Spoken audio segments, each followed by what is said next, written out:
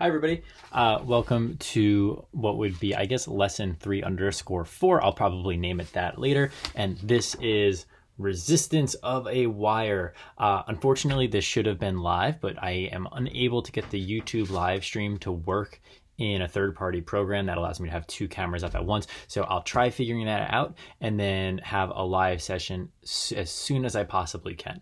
But here's another video. I'll try to keep it short. Enjoy. So here we have this same setup. Now I'm going to go ahead and flip that switch. Doesn't turn on, which means that I have a loose connection somewhere. There we go. Let's see what kind of circuit this is. Follow the high potential through the switch up here to here. Can't pass to B, so it's going straight through A. Immediately that tells me that A is in series with the battery and the switch.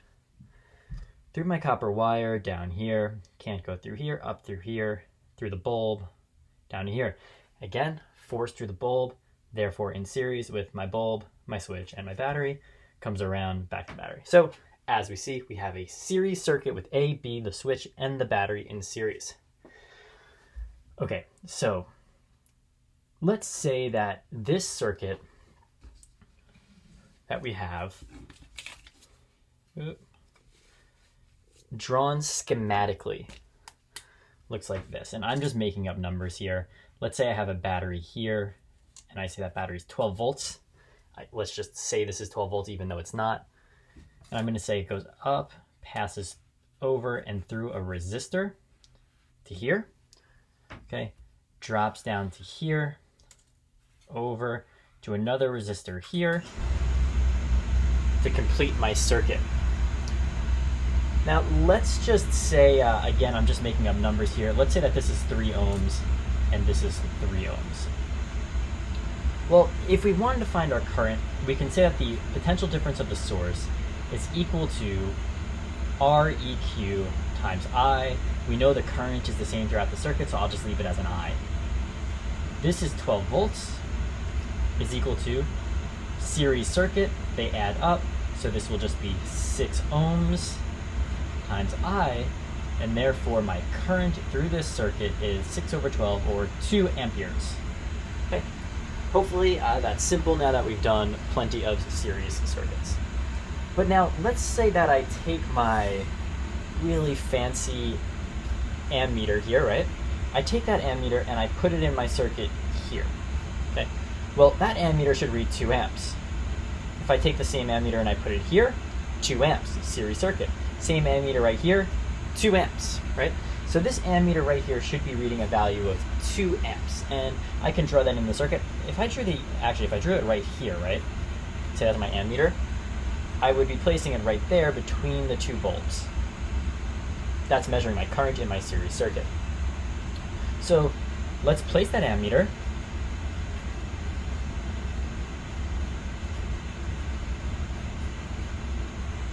Okay.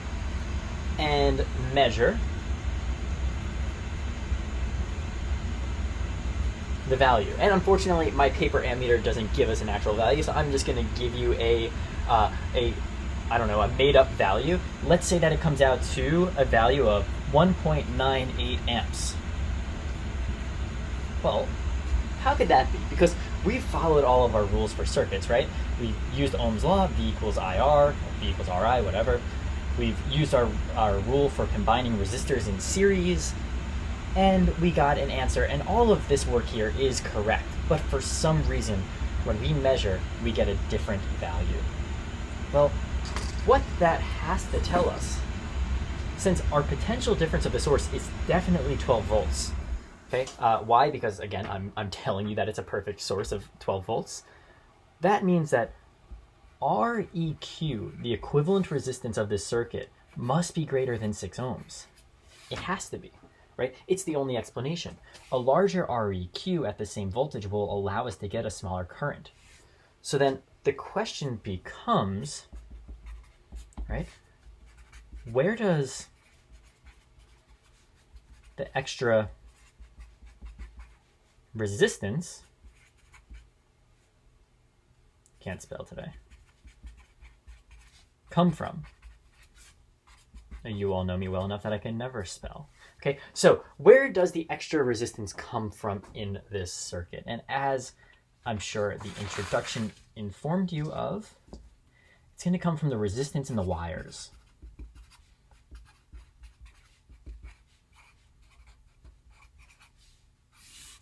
In this circuit, I have it passing through some resistors, right? I showed you that little resistor that I pretty much lost at this point. Yep, nowhere to be found. But I also have all of these wires running around, right? Now, this wire is made out of copper. It's a very, very effective conductor. However, even though it's an effective conductor, it still has some resistance. When we build a circuit like this, we're often going to assume that that resistance is zero. But when you're explicitly asked what the resistance is, we'll expect you to solve for it. A good example of this, because that may seem a little bit weird and confusing, think of when we do a problem on ice, right? If we're talking about a puck rolling, sliding across a bit of ice. Well, when we talk about that, we assume that the friction is zero. However, I can give you a problem that's about someone slowing down on ice, and then you'd have to find what the force of friction is between the person and the ice. So it's kind of like that. Now, when we talk about resistance in a wire, we're going to be looking at a wire like this, right? And let's just say that this is copper. Here's my copper wire. There are a few properties that will determine the resistance within this copper wire. The first one is going to be that property that we discussed here, the property of the material itself. This copper wire is going to be a much better conductor than, let's say, this piece of string right here, right? This piece of string right here, which is not a conductor, right? This is a pretty good insulator, does in fact conduct some charge, but not very well at all, okay? So this is a good resistor, it is a bad conductor. That property will determine the resistance. This copper has a much lower resistance than this does. It's a property of the material, and it's a property that we call the resistivity. And it's represented by the Greek letter rho, looks like this. That's RHO. Okay, and this is a measure of how much a material resists current.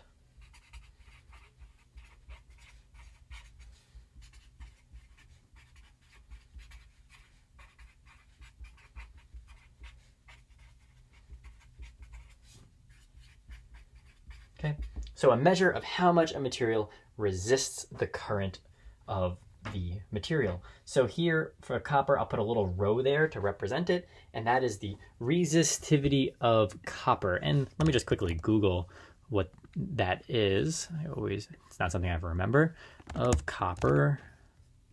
So that's about, if I put it here, now I'll put it over here.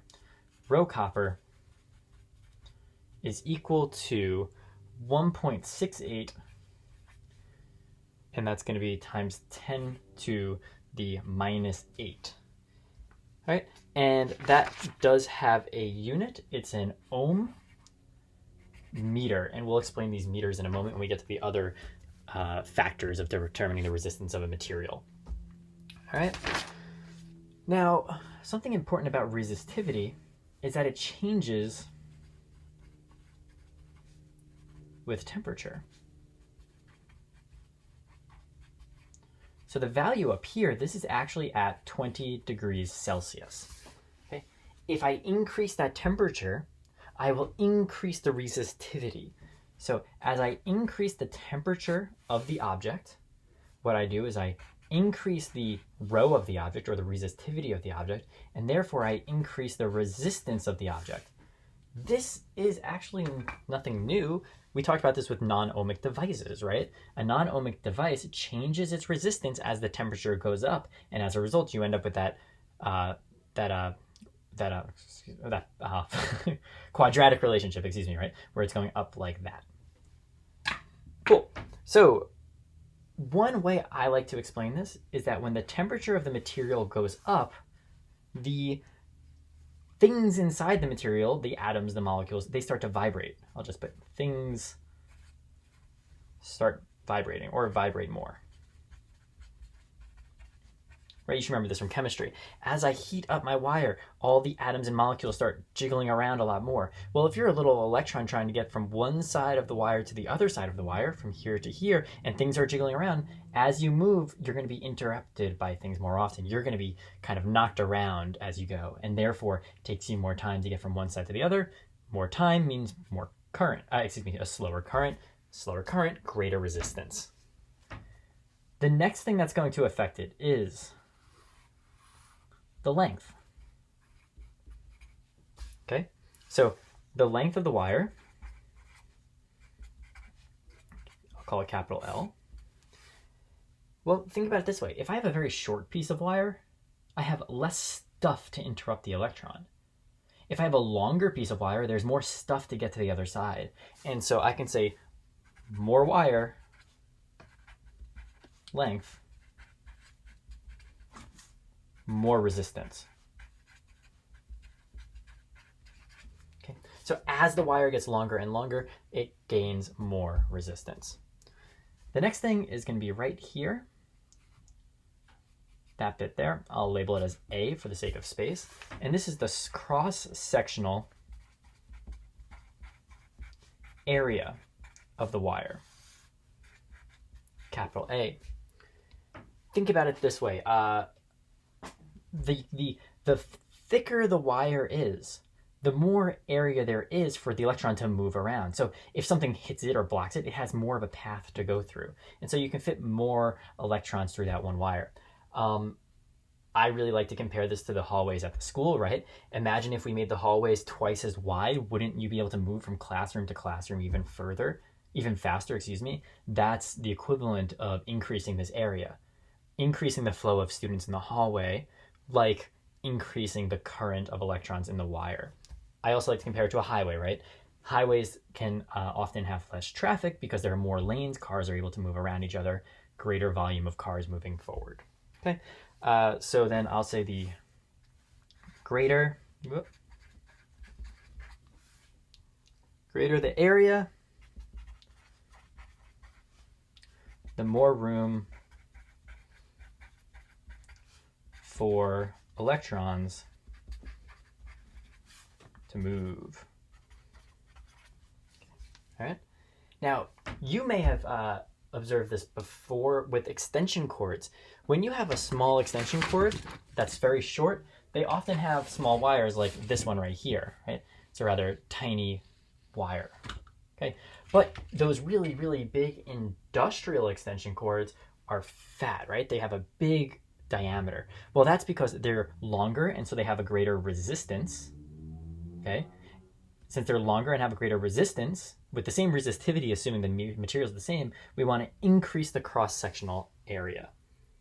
And I hope that this leads naturally to the equation that the resistance of a wire is equal to the resistivity of the wire, because greater resistivity, the greater the resistance, right? The string is a worse conductor than the copper.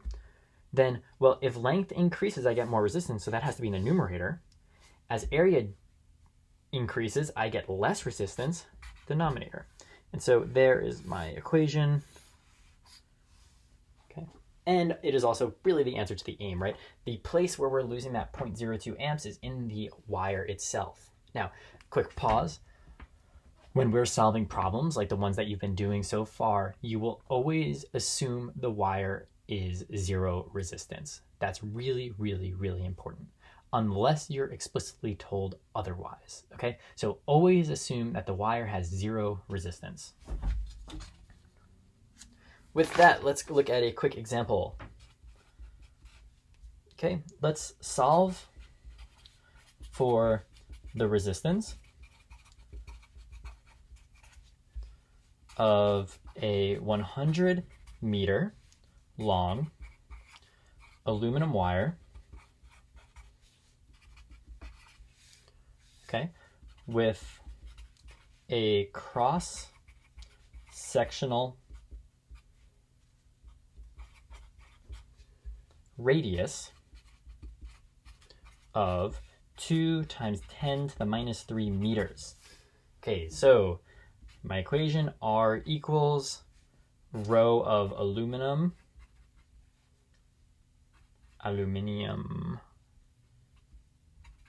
times the length over A. So the rho of aluminum I looked up ahead of time is 2.82 times 10 to the minus 8 ohm meters. All right, now this value I looked up on Google, but your New York State reference table has a table of all of the values of resistivity. You never have to memorize any of these. Don't memorize.